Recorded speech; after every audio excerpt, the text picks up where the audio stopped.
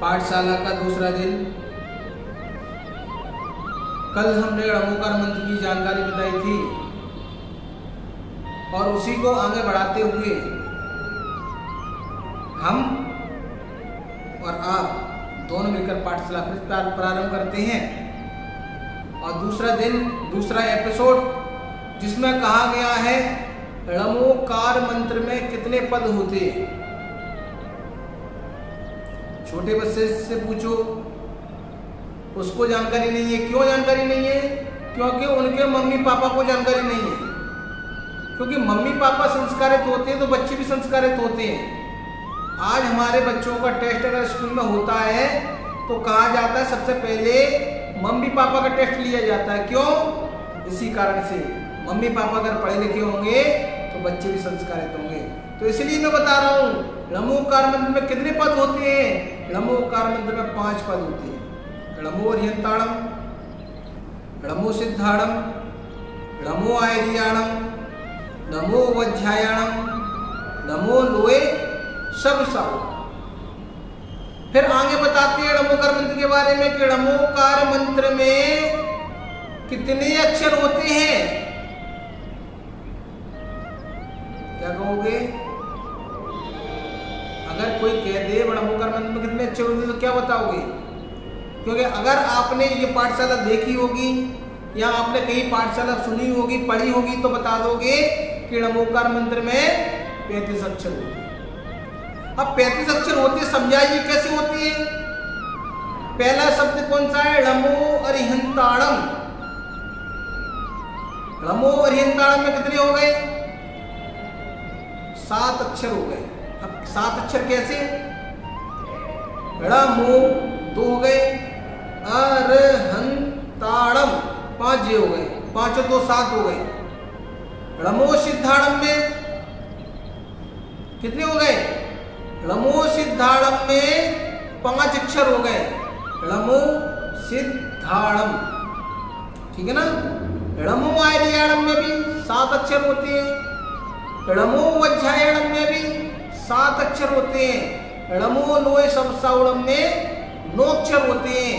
इनको टोटल करेंगे तो 35 अक्षर होते हैं। दोबारा बता दूं, णमो अर्यंताणम में 7, णमो सिद्धाणम में 5, णमो आयर्याणम में 7, णमो वज्रायणम में 7, णमो लोए सबसाउणम में 9 अक्षर होते हैं। ऐसे 35 अक्षर होते हैं। कभी बैठिए, आप विचार कीजिए, सोचिए, मनन कीजिए, चिंतन कीजिए, फिर बनाइए। पहले देखिए, लिखिए, फिर उसको काउंटिंग कीजिए। आपको पता चल जाएगा णमोकार मंत्र में 35 अक्षर होते हैं। फिर कहा गया कि णमोकार मंत्र में कितनी मात्राएं होती हैं। अक्षर और मंत्रा का भेद जानते हो कि नहीं जानते हो? अक्षर अलग होते हैं, मात्राएं अलग होती हैं। तो णमोकार मंत्र में 58 मात्राएं होती हैं। 58 यानी 58। उसमें कहते हैं कि णमो अर्यंताणम में 11 मात्राएं होती हैं। अब गिनोगे कैसे? णमो, ला तो अकेला है, मुंह पे मंत्र जड़ी है तो 2 3 हो गए। ऐसे कर करके हम जोड़ेंगे तो मात्रा कितनी होती है? 58। मैं आपको लिख के बताऊंगा एक दिन डिटेल में, तब आपको अच्छे समझ में आएगा। अभी तो सुन लो। फिर क्या कहा गया? णमोकार मंत्र में 5 पद कौन कौन से? 5 परमेष्ठी के अलग अलग नाम गिनाओ। मैं आपको पहले भी बता चुका हूं। अरंत परमेष्ठी, सिद्ध परमेष्ठी, आचार परमेष्ठी, उपाध्याय परमेष्ठी और साधु परमेष्ठी। ये अलग अलग पद हो गए कि 5 परमेष्ठी हो गए हैं। अब क्या कहा? अरंत परमेष्ठी किसको कहते हैं? अभी तो हमने 5 परमेष्ठी के बारे में सोच लिया, सुन लिया। अब अरंत परमेष्ठी किसको कहते हैं? जिन्होंने 4 घातीय कर्मों का नष्ट कर दिया, नाश कर दिया, उन्हें अरंत परमेष्ठी कहते हैं। 2 प्रकार के कर्म होते हैं जो 8 कर्म बताए हैं। ये बहुत बड़ी बात होगी, बाद में बताऊंगा। फिलहाल तो अभी छोटी क्लास से स्टार्टिंग कर रहा हूं। तो 4 घातीय कर्म होते हैं, 4 अघातीय कर्म होते हैं। जिन्होंने 4 घातीय कर्मों का नाश कर दिया है वो अरहंत परमेष्ठी हो गए। लमो सिद्धाणम किसको कहेंगे? जिन्होंने समस्त कर्मों को नष्ट कर दिया, जिन्होंने 8 कर्मों को नष्ट कर दिया है, उन्हें सिद्ध परमेष्ठी कहते हैं। आचार परमेष्ठी किसे कहते हैं? आचार परमेष्ठी यानी जो मुनि पंचाचार का पालन करते हैं या अपने मुनियों से शिष्यों से कराते हैं, उन्हें आचार परमेष्ठी कहते हैं। क्या कहते हैं? आचार परमेष्ठी।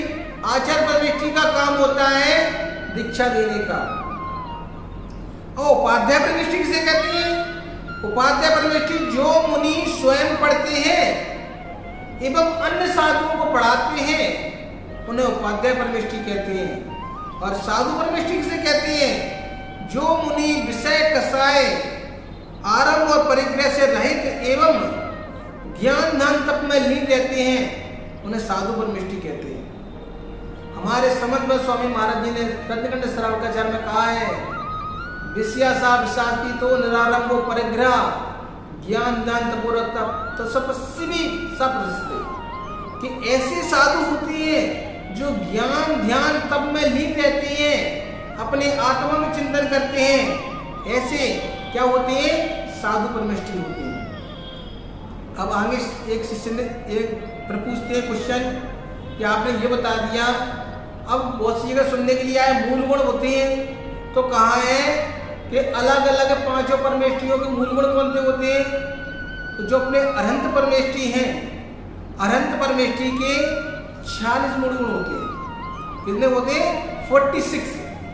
सिद्ध परमेष्ठी के 8 मूल गुण होते हैं, यानी 8। आचार परमेष्ठी के 36 मूल गुण होते हैं, 36। उपाध्याय परमेष्ठी के 25 मूल गुण होते हैं, 25। और साधु परमेष्ठी के 28 मूल गुण होते हैं, 28। अब 5 परमेष्ठियों में सबसे बड़े परमेष्ठी कौन से होते हैं? अभी हम नमोकार मंत्र पढ़ते हैं तो नमो अरिहंताणम बोलते हैं, नमो सिद्धाणम बोलते हैं, पर 5 परमेष्ठियों में अरहंत परमेष्ठी को इसलिए आगे लिया गया है क्योंकि वो हमें सिद्धों के बारे में बताते हैं, गुरु का काम करते हैं, इसलिए अरहंत को लिया। नहीं तो बड़े कौन से हैं?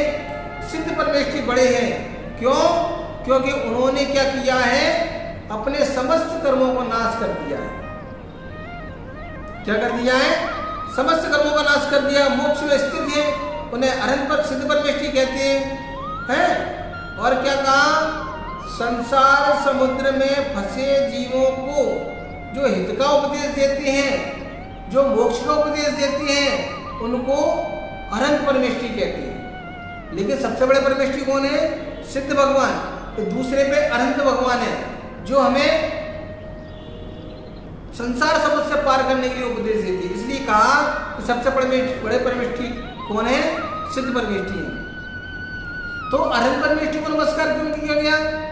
यह भी मैंने आपको बताया क्योंकि उन्होंने हमें सिद्धों के बारे में बताया, गुरु का काम करते हैं, क्योंकि गुरु ही हमें ऐसे होते हैं जो मोक्ष मार्ग का रास्ता बताते हैं। इसलिए अब कहा कि 5 परमेष्ठी कब से हैं और कब तक रहेंगे? आखिरकार कभी ना कभी इनका खत्म होगा कि नहीं होगा? तो ऐसा कहा कि 5 परमेष्ठी, फिर क्या कहा? 5 परमेष्ठी अनादिकाल से हैं और अनंत काल तक रहेंगे, ये कभी समाप्त होने वाले नहीं है।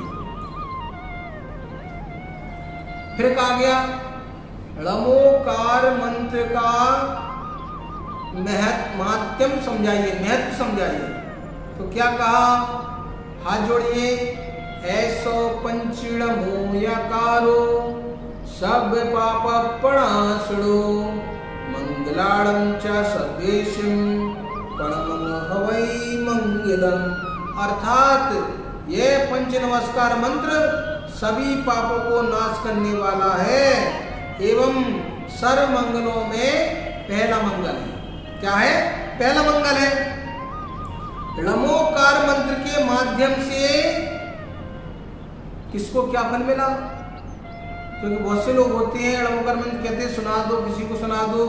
तो नमोकार मंत्र के माध्यम से कुत्ता स्वर्ग में देव हो गया, मेढक स्वर्ग में देव हो गया, नाग नागिन जो उपसर्ग नाग नागिन के ऊपर हुआ था वो धड़न पद्मावती बनकर स्वर्ग में देव हो गए।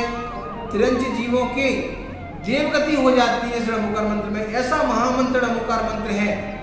और णमोकार मंत्र के अपमान से किसको क्या फल मिला? हम सभी ने कहानी सुनी होगी शुभम चक्रवर्ती की। कहानी तो नहीं बताऊंगा, पर शुभम चक्रवर्ती ने णमोकार मंत्र के लिखकर उस पर पैर रख दिया था। इस कारण इस अपमान की वजह से शुभम चक्रवर्ती कहाँ चले गए? नरक चले गए, नरक जाना पड़ा। इसलिए कभी भी हमें णमोकार मंत्र किसी कागज पर नहीं लिखना चाहिए, नहीं तो क्या होगा, कहीं दीवार पे लिखना चाहिए। इससे क्या होता है? मंत्र का अपमान होता है। हमेशा मन में धारण करना चाहिए णमोकार मंत्र। जो व्यक्ति णमोकार मंत्र को मन में धारण कर लेता है वो जीवन संसार से पार हो जाता है, एक दिन उत्तम सुख को प्राप्त कर लेता है। महान भाव ऐसी हम सभी लोग क्या करेंगे? पाठशाला पढ़ते रहेंगे।